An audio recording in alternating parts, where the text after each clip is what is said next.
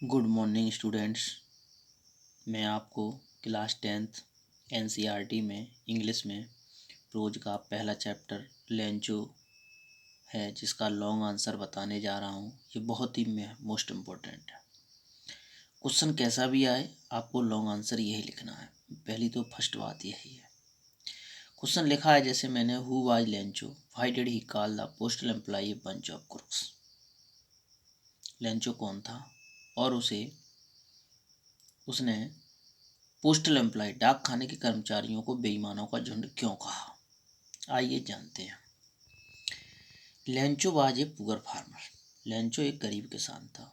He lived on the crest of a low hill. वह छोटी पहाड़ी की चोटी पर रहता था। His house was alone. उसका घर अकेला था। His field was needed a downpour और शॉर। उसके खेतों को बूंदाबांदी या मूसलाधार वर्षा की आवश्यकता थी। The hailstone held 4 hours on the entire valley. Hailstone ओले 1 घंटे तक उसके घर पर और संपूर्ण घाटी पर गिरे।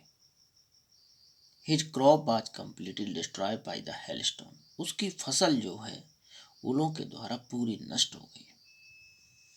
Lencho had only one hope. Lencho के पास एक ही आशा थी। His hope was help from God.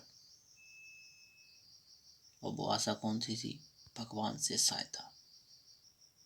He wrote a letter to God. उसने भगवान को एक पत्र लिखा। When he received a letter, जब उसने पत्र प्राप्त किया, he got only 70 pesos in place of 100 pesos. उसने भगवान से 100 पीसोज मांगे थे लेकिन उसे 70 पीसोज ही प्राप्त हुए।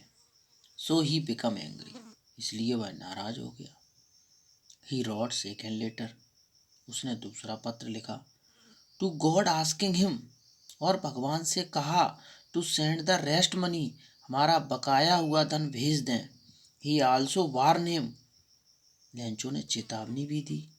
His not to send warn him not to send it through by mail, इसे डाक खाने द्वारा मत भेजना। Because the postal employees were bunch of crooks, क्योंकि ये डाक खाने के कर्मचारी जो हैं वो बेईमानों के झुंड होते हैं। देखिए इसमें